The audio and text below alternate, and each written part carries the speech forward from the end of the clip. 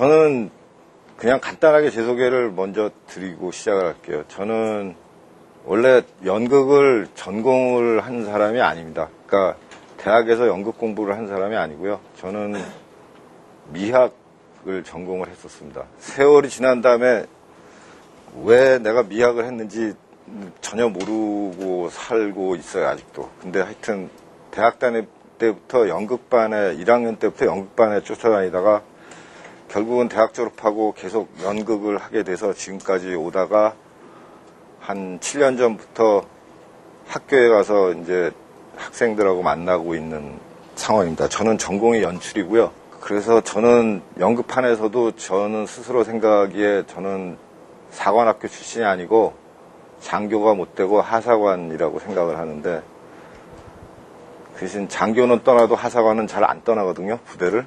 그러니까 아마 죽을 때까지 아마 계속 이 짓을 하고 있지 않을까 싶습니다.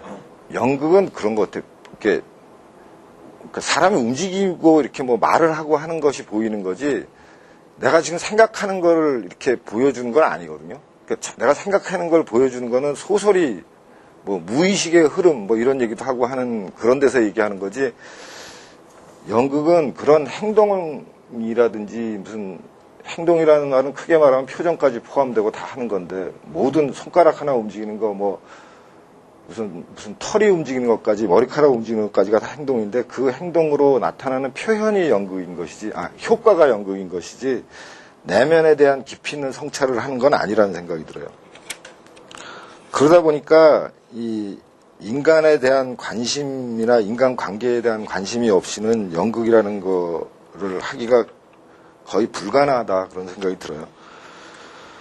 그런데 이상하게 연극은 또 옛날부터 합리적인 인간을 다루질 않고 주로 비합리적인 인간을 많이 다뤘어요. 그러니까 예를 들면 그런 거예요. 인간은 끊임없이 누군가를 속이고 산다라는 전제하에 대본이 나오든지 하는 거가 기본이라는 생각이 들어요. 그런 생각을 하면, 인간이 맨날 합리적인 사고를 하고 산다고 하면 연극이라는 예술이 인류한테 과연 여태까지 진화해 올 수 있었을까라는 생각이 들기도 하고, 대중성과 예술성을 두 마리 토끼를 다 쫓다가 뭐 실패했다는 둥. 그러니까 대중성이라는 것이 있으면 예술성이라는 게 없고, 예술성이라는 것이 있으면 대중성이 없을 것처럼 얘기를 해요. 근데 그 말은 굉장히 잘못된 말이라고 생각해요. 왜 그러냐면 연극이나 영화나 공통적인 건 뭐냐면 관객이 없이는 불가능한 얘기이기 때문에, 대중성이라는 거는 관객을 전제하고 하는 이야기이기 때문에, 아마 옛날에 중고등학교 다닐 때부터 제4의 연극의 특징 얘기하면 제4의 벽이라는 소리를 들어본 기억이 있을 거예요. 그런 거 들어본 적 없어요? 요새는 안 가르치나? 우린 국어 시간에 배운 것 같은데, 옛날에. 제4의 벽이라는 거는 객석하고 무대 사이가 벽이 있다라고 가정하고 연극을 한다는 건데, 그게 리얼리즘 연극의 기본적인 태도인 것 같아요, 옛날에. 그러니까 배우들은 마치 관객이 없는 것처럼 정말 리얼 라이프처럼 이렇게 막 대사하고 연기하는 것이 연극의 기본이라고 생각했었던 시절이 있었어요. 근데 지금은 그렇지 않아요. 지금 그거 없어졌어요. 그러니까 극장이란 공간 자체를, 그러니까 현대극은 대부분의 경우에 극장이란 공간 자체가 다 뭐 하나의 신전이라고 그래야 되나, 뭐 또는 그러니까 하나의 그러니까 공간이라고 보고 그 안에서 관객하고 교감하고 뭐 어쩌고 저쩌고 뭐 어쩌고 저쩌고 하는 거라고 생각을 해요. 그러니까 늘 관객조차도 연극의 한 요소라고 생각하고 관객을 참여시키고 뭐 이런 경우들이 많이 생겨요. 근데 그거를 또 억지로 참여시키면 관객이 반발을 하는 경우가 있어요. 최근에는 학생들하고 만나다 보니까, 이 친구들 시대에는 도대체 어떤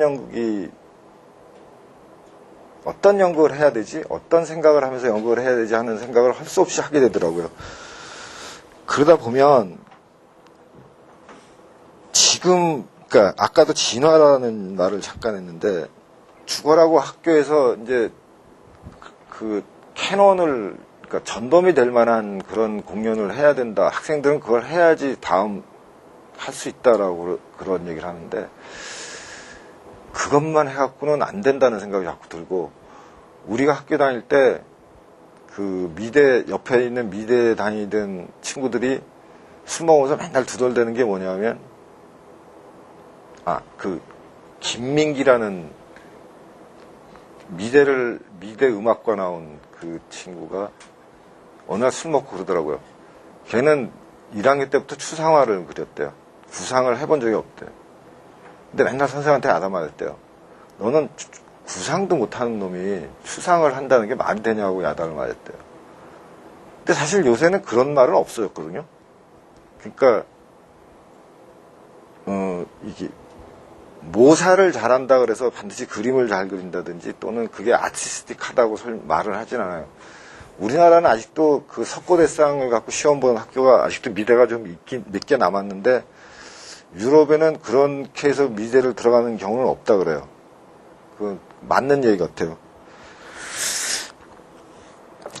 그런 것처럼 뭔가 지금 아까 연극이 그 사람 관계를 다루는 장르라고 얘기를 했는데 지금부터 사실은 제가 대학 다닐 때 70년대 초에 대학을 다녔는데 그때는 버스가 20원이었어요. 시내버스가.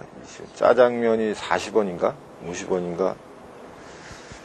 그리고 전차가 그때 다녔나 안 다녔나 기억이 잘 안 나는데 서울에. 그때는 하루에 선택을 할 게 그렇게 많지 않았던 것 같아요. 그냥 아침에 나오면서 요새는 아침에 가면서 택시를 탈까? 버스를 탈까? 지하철을 탈까? 뭐 걸어갈까? 한 4가지 중에 한 가지 선택해야 된다면 그때는 버스 타거나 걷거나 2가지밖에 없었어요. 그게 제곱에서 또 3제곱, 4제곱 정도 늘어난다는 생각이 들어요. 그리고 그때 뭐 돈도 없었으니까 그러겠지만 뭐 점심을 뭐 먹을까 하는 고민도 그렇게 하지 않았던 것 같아요. 그리고 그냥 선택할 수 있는 게 몇 개 안 되는 시절이었는데 지금은 그때보다 100배, 1000배 많아진 것 같아요. 매 순간순간 선택해야 될 게. 그 선택하는 순간도 더 짧아진 것 같고 사람 만나는 것도 더 많아진 것 같고 그러니까 인터넷 공간에서 만나는 사람은 그러니까 우리가 그냥 그때는 그런 게 없을 때니까 사람을 만나지 않으면 그 다음에 전화를 한번 하려고 해도 공중전화를 가서 전화를 한번 해야 되니까 사람을 접촉하는 빈도도 적고 그 다음에 이렇게 만나는 범위도 좁았지만 지금은 그것보다는 10만 배쯤 더 많아졌을 거라는 생각이 들어요. 그런 관계 속에서 사는 사람들한테 연극을 2000년 전 소포클레스 연극을 하면서 인간은 숙명이다, 인간은 운명이다 막 이래놓으면 그걸 누가 보고 앉았느냐고요. 막 너무 느린 거예요. 그러니까 인간관계가 너무 느리고 미치고 깝깝하겠는 거죠.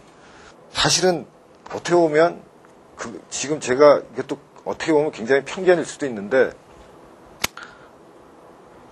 그렇다고 그걸 하지 말자? 모르겠어요. 그 판단은 잘 못해서. 저는 안 하겠지만 누군가 한다고 해서 말리고 싶은 생각은 없어요. 번역극을 할 때 특히 문제가 번역은 아무리 잘해도 원문만 해질 수는 없거든요. 그러니까 셰익스피어를 아무리 번역을 잘해놔도 지금 김정환이라는 시인이 셰익스피어 전집을 지금 번역 중인데 지금 5권인가 나와 있는데 다시 잠깐 봤는데 그래도 그러니까 이 연극 대본을 번역하는 건 2가지가 있어요. 작품을 우리나라의 이런 작품이라고 소개하는 방법이 있고 또 하나는 공연을 위한 게 있어요. 공연을 위한 거는 이게 굉장히 어려워요. 창작하는 것보다 더 어려운 것 같아요. 어떻게 보면 이 멘탈리티가 서로 다른 사람들이 왜 이 말을 했는가 그 행간까지 다 번역해내려고 그러면 이거는 굉장히 어려운 일인 것 같아요. 그렇다고 하지 않았으면 좋겠다라는 건 아닌데 제 개인적인 생각은 그냥 읽으면 되지 않나 그런 생각이 드는 게 읽고 넘어가면 되지. 그 다음에 실제로 프로덕션 들어가는 건 지금 걸 하는 게 맞지 않나. 그게 앞으로 미래가 그런 거이지 않나 그런 생각이 들어요. 지금 사실은 그 한 10몇 년 전인가 20년 전인가부터 시작해서 연극이라는 장르가 어떻게 보면 뭐 해체는 아니고 뭐라 그러지 이렇게 뒤섞이기 시작했거든요. 예를 들면 댄스 티어터라는 개념도 나오고 댄스 티어터가 또 이상하게 뒤섞이고 이상하게 가면서 이걸 꼭 무용이라고 해야 할지 이거를 미술이라고 해야 할지 이걸 연극이라고 규정해야 할지 할 수 없는 그 다음에 그것도 한 20년쯤 된 것 같은데 캐나다하고 호주를 중심으로 해서 그러니까 전통적으로 연극이라는 거를 이렇게 유럽처럼 이렇게 수천 천년 전부터 뭐 100년, 수백 년 동안 이렇게 차근차근 단계를 밟아오지 않은 나라에서 시작한 것들이 뭐가 있냐면 디지털 기술이 발달하면서 조명 장비들이 엄청 좋아졌거든요, 요새. 그러니까 상상을 초월할 정도로 그러니까 레이저도 쓰고 디지털도 쓰고 막 이상한 환상을 만들어내요. 그런 거를 갖고 공연을 만들어내요. 그러니까 지금 아마 시작했나? 서울 공연예술제라고 지금 하고 있는 게 있을 거예요. 아마 9월 18일 날 시작이든가 내일 모레 시작인가. 근데 거기 초청된 것들 중에 항상 2작품 정도가 그 디지털 테크놀로지를 이용한 작품들이 있어요. 공연 시간 대개 1시간 10분, 1시간 정도밖에 안 돼요. 왜냐하면 돈이 너무 들어가는 작업이라. 전부 기계 장비들만 해도 엄청나게 많이 들어가고 하는 거라. 그거 보고 있으면 깜짝깜짝 놀라요. 저기까지 갔나 싶은 생각 들고. 그런데, 그러니까 지금은 아마 그런 시도를 해보는 단계 같아요. 그런 데서 남들이 하는 거를 내가 다 해볼 필요는 없으니까 이런 거 있으면 이런 거 가다 보면 이렇게도 가볼 수 있겠구나라는 생각이 드는 것 같아요.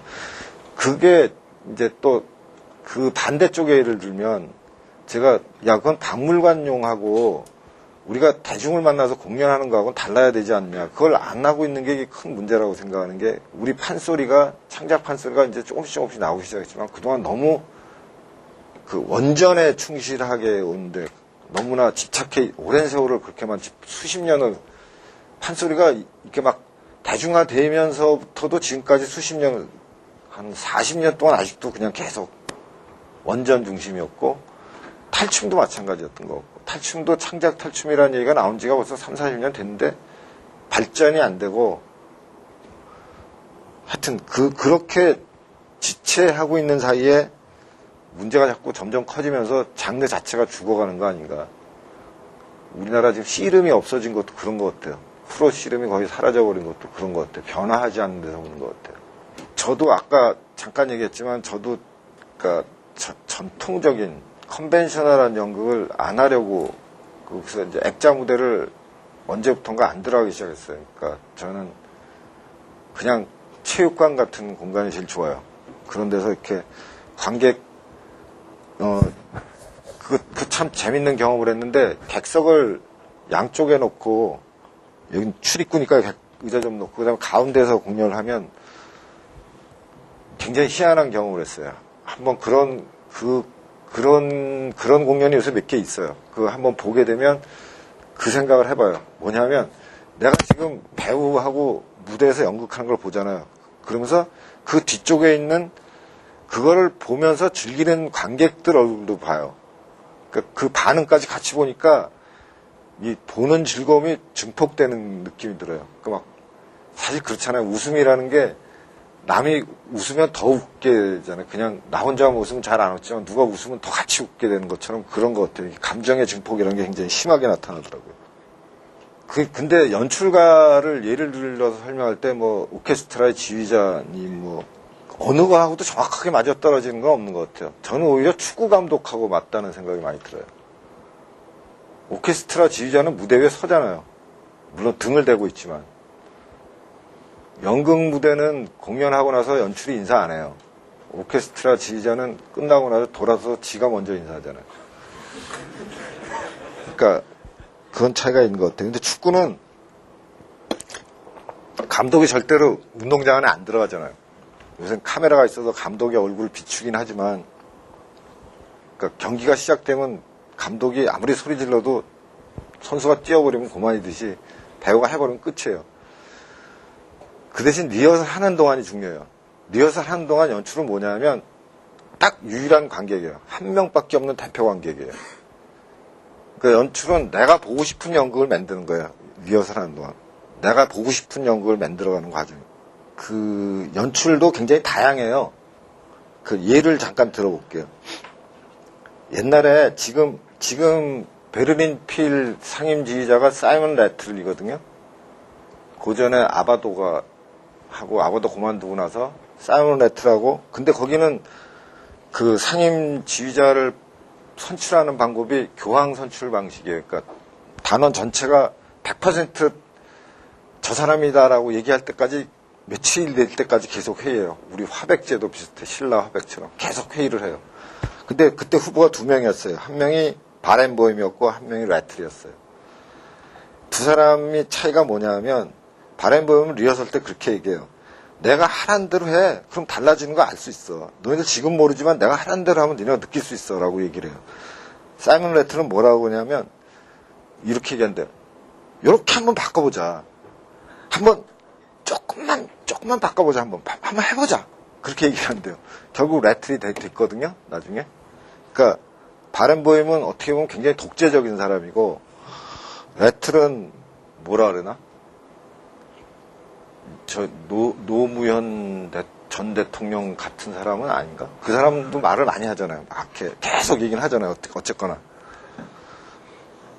아예 지금 대통령은 아마 바렌보임 비슷한 것 같아요. 내가 하라는 대로 해보라니까? 해봤어? 해봐. 하면 달라질 거야. 라고 말하는 거죠. 그런가 하면 이것도 무슨 독일의 어떤 조그만 시립음악학교 애들 데리고 하는 음악학교의 교장이 그 리허설 하는 거 거기서 들은 얘기인데 애들 보고 그런 거야. 니네들이 뭐 잘못했다고 내가 얘기하는 게 아니야.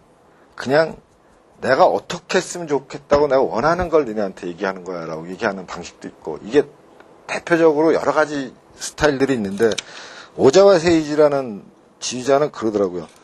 이게 무슨 청소년 교향악단 캠프에서 하는 걸 들은 건데 너무 잘하려고 하지 마. 너무 잘하려고 하면 이게 맛이 안 나. 너네들 너무 잘하려고 그래. 그런 게 아니라 약간은 좀 더럽고 약간은 냄새나고 약간은 어색하고 약간은 실수하고 하는 것이 원래 더 좋은 거야 라고 얘기를 하면서 단원들한테 힘을 막 북돋아주는 그런 사람도 있더라고요.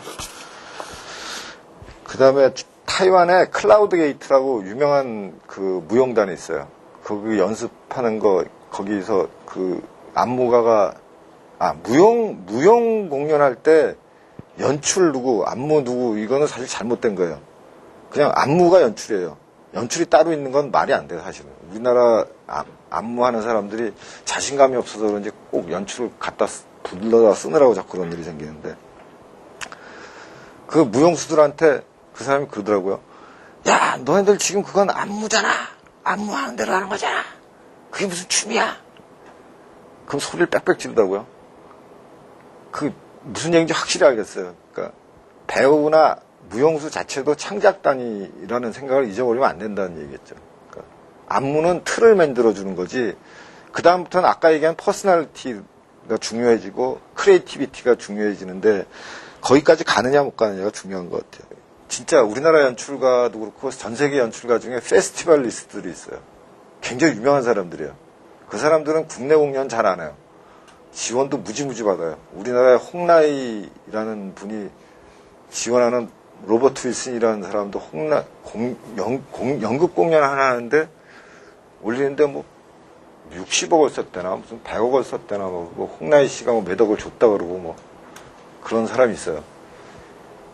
그러니까 대부분의 그런 사람들이 되게 배우나 이런 사람들을 생명체로 사용하지 않고 소독으로 써요. 이렇게 여기서부터 저기까지 여기서 여기 걸어가는데 2시간 동안 걸어가. 그럼 배우는 그냥 이렇게 이러고 2시간을 저기 진짜 그렇게 가요. 뭘 얘기하려는지는 알겠는데 차라리 저 같은 경우는 그냥 말로 해라. 그거 보여주지 말고 말로 해도 알 것 같은데 왜 그걸 2시간 동안 그냥 걸어간 걸 보여줘야 되는지. 그러면서 그런 사람들이 하는 건 전 세계에 지금 연극 페스티벌들이 있어요. 뭐 아비뇽도 있고 에든버러도 있고 뭐 어디도 있고 어디도 있어요. 근데 거기를 돌아다니는 사람, 지네끼리 네트워크를 만들어서. 근데 실제로 연극을 대중을 상대로 하는 사람들은 아닌가라는 생각이 들어요. 그 다음에 나르시스트들도 있어요. 자기 일기 쓰는 사람들인 것 같다는 생각이 드는데 꼭 자기 혼자 만족해요. 항상. 그 학교에서 옛날에 보면 웬 학생 하나가 그런 친구들이 가끔 나오는데 한 3년에 1명 정도 그런 친구가 나와요. 뭐 한 학년이 4명, 5명밖에 안 되니까 3년에 1명 나와도 많이 나오는 거예요. 이렇게 뭐 작업하는 거 이렇게 가서 보고 있으면 혼자 방에 그 연습실에 혼자 막 뭘 해놓고 막 계속 그러고 몇 시간을 그러고 있어요. 뭐하니? 그러면 예 생각하고 있습니다. 근데 연출은 그건 아닌 것 같아요. 그럴 거면, 저는 물어봐요. 너 이제 부자니? 아니면, 너 굉장히 부자 여자친구가 있니? 아니면 지 돈으로 그냥 해서 관객이 오든 말든, 아까 연극이라는 게 관객이라는 게 굉장히 중요하다고 얘기를 드렸는데, 그냥 너 혼자 즐길 거면 뭐 하려고 밖에 나가서 공연을 하냐고, 돈 들여서. 그리고 또 한마디 한 게, 너 등록금이 얼만데, 너 우리 학교 등록금이 한 250만 원? 뭐 그 정도 되는 것 같은데, 그거를 8학기 모으면 공연 한 편 할 수 있다. 학교를 다니지 마라. 졸업장이 뭐가 필요하냐. 예술가라는 사람한테 졸업장이 중요한 건 아닌 것 같은데, 그 등록금 갖고 공연을 차라리 해라. 그럴 거면. 학교 나와서 괜히 선생한테 야단 맞지 말고. 그런 나르시스트들이 정말로 많아요. 흔치가 않아요. 그리고 연출이라는 게 굉장히 힘든 것 중에 하나가, 사실은 화가도 이제 좀 이렇게 경험이 없으면 자꾸 실수하는 게 뭐냐. 화가는 그림 그리다가 언젠가 붓을 놓잖아요. 캔버스 앞에서 막 그림 그리다가, 이제 다 그렸다고 탁 놓는 시점이 있는데, 그거는 자기만 하는 거거든요. 그게 지나가면 그 다음에 개칠이 되잖아요. 근데 연극은 그게 너무나 쉽게 일어나요. 나 혼자 결정할 수가 없으니까 배우들, 스태프들이 다 같이 교감을 하면서 늘 결정을 해야 되니까, 배우 중에 하나가 괜히 조금 불만스러운 표정을 지는데 신경이 쓰여서 거기 멈춰야 될 때 지나가 버리는 경우들이 흔히 생겨요. 그러니까 말하자면 연출가가 무슨 카리스마도 생기고 막 모든 사람이 그 말을 딱 들어줄 때까지 되기 전에는, 젊어서는 그런 일이 자주 벌어져요. 그러니까 붓을 못 놔요. 그게 또 더구나 웃기는 게, 하기 싫다고 붓을 던져버릴 수도 없어요. 중간에 그만두면 그다음부터는 할 수가 없어요. 상매장되는 거예요. 그러니까 사람 다 모아놓고 돈도 다 쓰고 막 하고 작업하고 있다가 하기 싫다고, 뭐 악기 하는 사람은 화나면 악기를 부실 수도 있잖아요. 그 다음에 다시 사서 하면 되는데, 그림 그린 사람 뭐 그림 막 찢어버리고 그 다음에 다시 해도 되는데, 연극은 중간에 그만두면 다시는 할 기회가 없어요. 아무도 그 사람하고 안 하니까. 연극 혼자서 할 수가 없으니까. 더구나 배우도 마찬가지예요. 배우도 중간에 못하겠다고 나오고 나면 아무도 그 사람하고 같이 안 하려고 그래요. 그럼 마지막으로, 제가 옛날에 대학 다닐 때 선배님, 저한테는 스승님 같은 선배님이 있었는데, 제가 미학과를 다녔다 그랬는데, 미학과에는 스승님 같은 선생님이 한 분 계셨어요. 맨날 공부를 못하게 하던 선배가 하나 있었어요. 수업하고 있는데 밖에서 불러요. 그때 학교가 작아서 길거리에서 부르면 강의실까지 다 들렸어요. 이러면 막 불러요. 대낮에. 그럼 수업 듣다 말고 나가야 돼요. 안 나가면 화를 내니까. 책 싸들고 나가면 그 과목이 F가 나오든지 그렇겠죠, 보나마나. 그러면 맨날 대낮부터 술 사주면서 이렇게 막 얘기를 해주시던 선배가 있었어요. 그때 그 얘기를 하더라고요. 너 인상주의라는 거 알지? 임프레셔니즘이라는 거 너 알지? 거기 화가 이름 아는, 나만 게 몇 명이 같이 있어요. 니네들 아는 이름 대봐. 몇 개 되잖아. 뭐 고호, 뭐 어쩌고, 시슬리, 뭐 어쩌고, 뭐 누구, 뭐 어쩌고. 너 그 사람들이 살아남기 위해서 그 밑에는 주검이 얼마나 쌓여 있을 거라는 걸 생각해봤니? 그러더라고요. 사실은 인상파라는 그 화가들이 그렇게 많은지 잘 몰랐거든요. 오랜 세월 후에 오르세 미술관을 가보고, 와, 거기에 걸린 사람도 굉장히 유명한 사람들이잖아요. 유명한 사람들도 이렇게 많은데, 주검이 산처럼 쌓인 위에 고호, 뭐 고갱 이런 사람 맨 꼭대기에 서서 혼자서 깃발 딱 들고 서 있는 거라는 거죠. 그러니까 그 수많은 주검 위에 서 있는 한 사람이 되려고 하는 일들이 니네가 하는 일인데, 이게 얼마나 힘든지는 알고나 시작해라. 그리고 각오를 하고 가라. 그게 그때 되게 무서웠어요, 그 말이. 근데 또 한은, 니네들도 다 별 하나하나야. 다 잘났어. 근데 그 잘난 별들이 다 모여야 별자리가 되지, 별 하나하나 갖고는 아무 의미가 없어라고. 근데 그게 20살 때 들은 얘기거든요. 20살인가 21살 때. 근데 아직도 그게 잊히지가 않는 게 있어요. 그래서 제가 학교에서도 맨날 얘기해요. 그 1등이 되는 얘는 어차피 얘 딴따라야. 그러니까 딴따라는 1등을 하지 않으면 돈도 못 벌고 평생 구박받고 집에서 엄마 아버지한테 대답 맞고 너 결혼을 하면 네 짝한테 대답 맞고 맨날 그리고 그 다음에 술 맨날 얻어먹고 다니면 사실 20대까지는 술 얻어먹고 다녀도 별로 남들이 야단 안 쳐요. 30살이 넘어갔는데도 술 안 사주고 얻어먹고 다니기 시작하면 사람들이 안 만나주기 시작하거든요. 전화도 안 받고. 그래서 1등을 해야 되는데 1등이 돼야 된다. 인류가 돼야 된다. 먹고 살려면 2류, 3류 괜찮다. 2류는 팔로워, 3류는 뭐 멜로드라마 이런 거 만들어도 좋다. 이렇게 다 먹고 살 수 있으니까. 이제 그다음부터 농담인데 4류는 안 된다.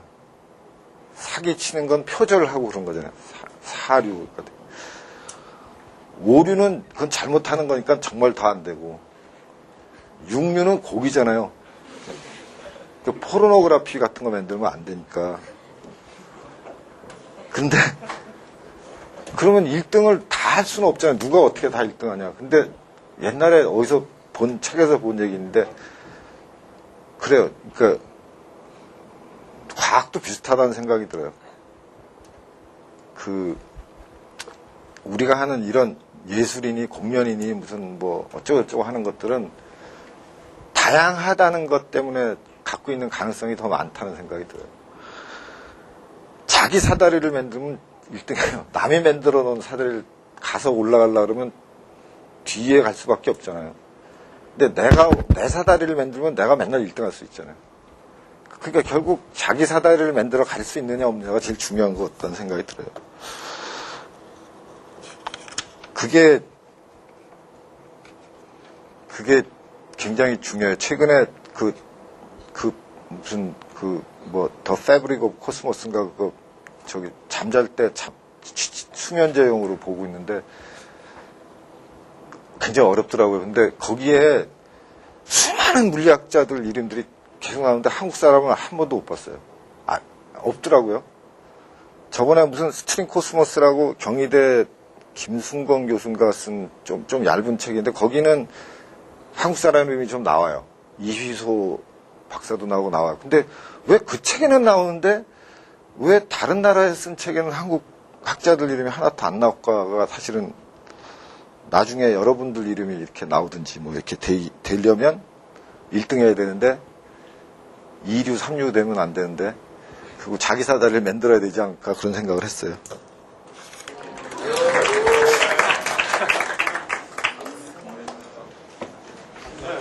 예, 감사합니다.